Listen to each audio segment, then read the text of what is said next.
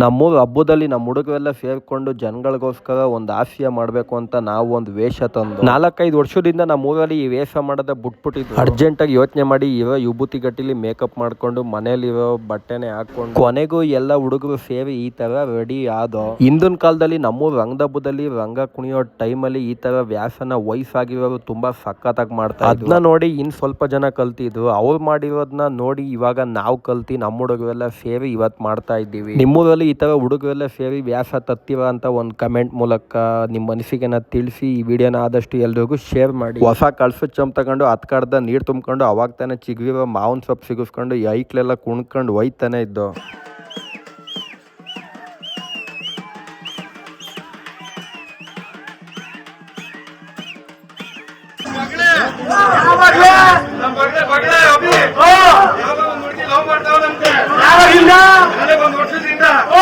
ಈ ವರ್ಷ ಏನಾದ್ರು ಆ ಹುಡುಗಿನ ಇವನ್ ಮದ್ವೆ ಆದ್ರೆ ವೀರಭದ್ರ ಸ್ವಾಮಿಗೆ 50,000 ಮೈ ಹಾಕ್ತೀನಿ ಅಂತ ಬೇಡ್ಕೊಂಡು ಹೋಗ್ರೆ.